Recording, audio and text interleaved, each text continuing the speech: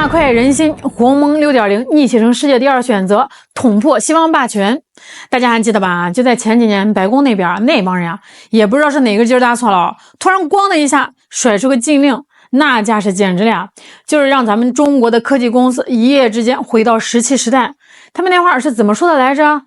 我跟你们说啊，凡是用了我们美国软件、美国技术的产品，一粒沙子、一颗螺丝钉啊，都别想卖给中国。这话说那叫一个霸气啊！那紧接着他们那边的各路媒体啊，什么纽约时报了、华尔街日报的，跟商量好似的，全都跟上了。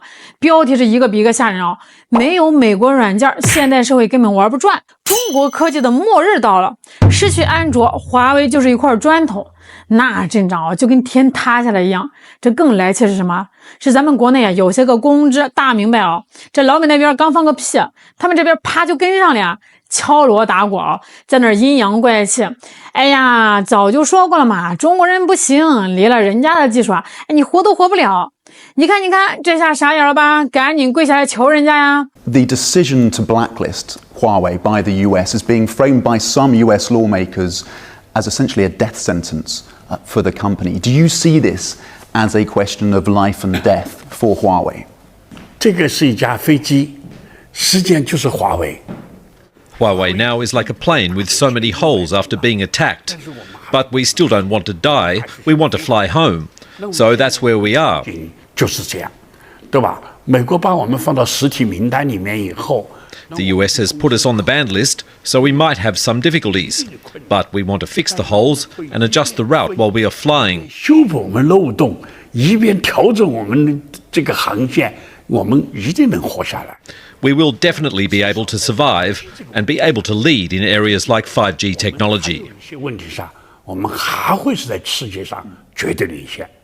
The list of companies that supply Huawei with components but also software that are now cutting off those supplies is growing. Of course, Qualcomm, Intel, ARM, Panasonic, Google as well. So I guess the question is, for how long can Huawei survive without those supplies of both components and software? 美国采取了极端的手段来对待华为公司呢。 The US has taken very extreme measures to target Huawei. The US is so powerful, but why are they so scared of us? I think they overestimate Huawei.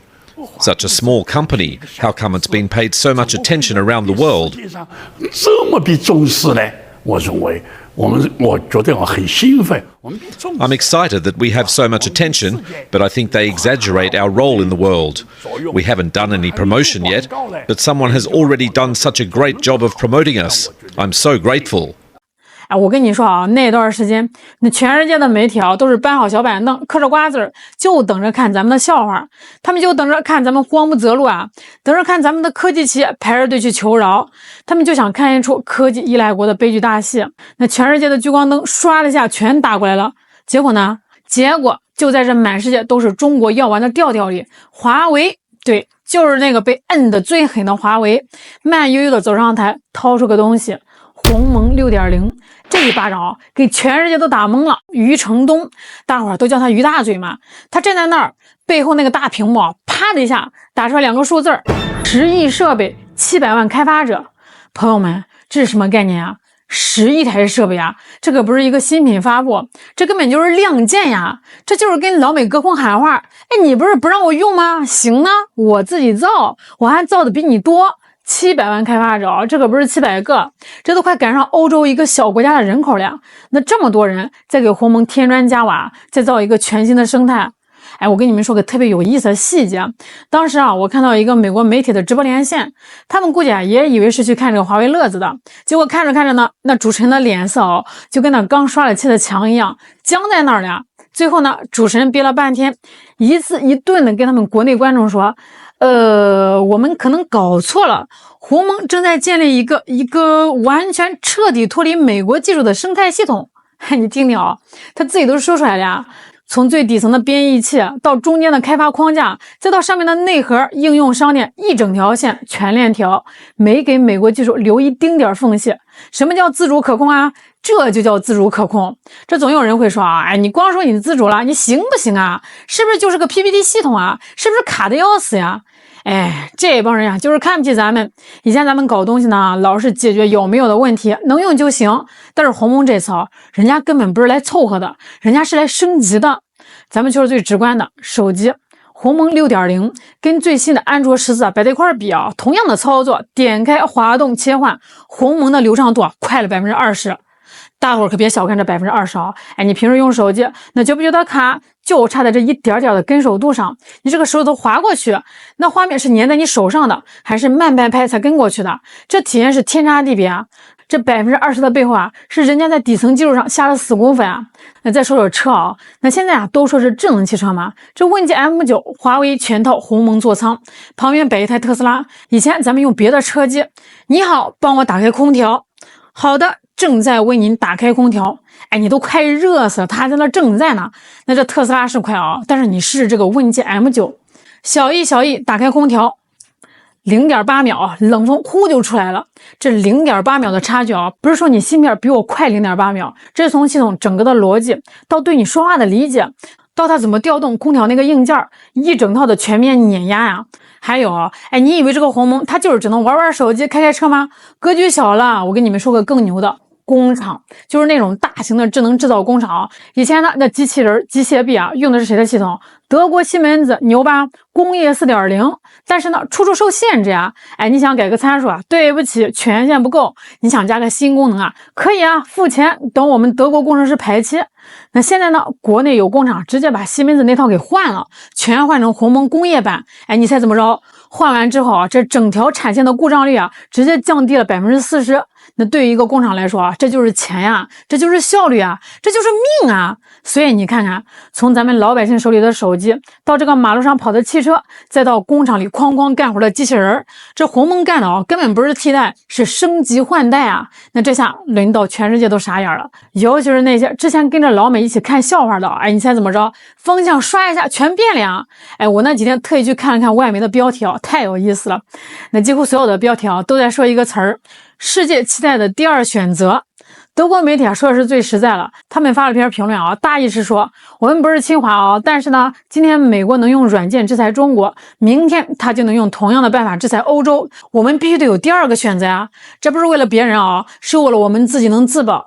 绝了谁能想到特朗普挥舞着那个软件制裁的大棒本想一棍子把我们给打死，结果呢，那这一棒子打下去给鸿蒙打了个全球免费广告，这广告词都替你想好了怕美国人卡你脖子吗？怕你的国家被一键关机吗？来吧，用鸿蒙，安全自主还比他们快。这真是历史的幽默感那老美那边呢，他们一看剧本不对怎么没有跪下还站起来了还长高呢？我跟你们说他们那边早就慌了神了。先说这个奥多比这鸿蒙一出来顺带手搞了一套自己的设计工具，好用还免费。奥多比的股价一天之内暴跌12%。再说这财报分析师的电话会议我听说那个会议室在会上都快哭了。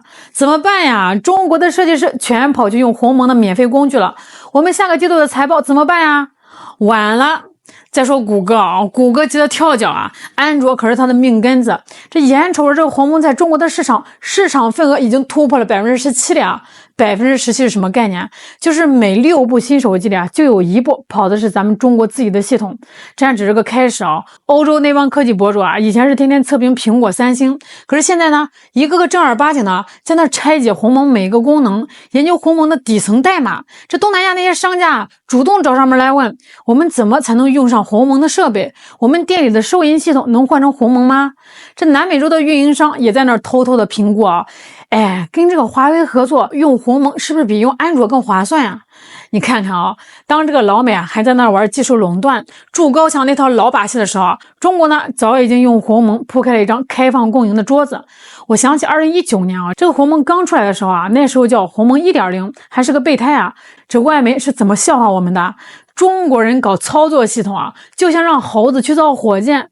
那今天你再看看呢，这只猴子它不但造出了火箭，而且这个火箭从手机到汽车，从工厂机床到天上的航天卫星，全场景覆盖。那这一套组合拳直接把美国那个软件霸权的铁幕捅了个大窟窿。以前呢，规矩是老美定的，他说我的技术你得跪着用，全世界包括咱们都只能忍气吞声。那现在呢，中国用这个鸿蒙告诉全世界啊，我的技术啊，大家站起来一起用。这可不是简简单单的替代安卓，这是对整个科技霸权逻辑的颠覆呀！真正的科技实力啊，不是靠卡脖子逼着别人给你低头啊，真正的科技实力是靠开放、靠创新，让大家心甘情愿跟你一起走、一起同行啊！美国啊还在那玩封锁、脱钩那套过时的老把戏，可是他没发现啊，这历史的车轮早就转了方向了。鸿蒙的逆袭不是结束啊，这是中国科技从跟在别人屁股后面跑到站在前面领着大家跑的开始。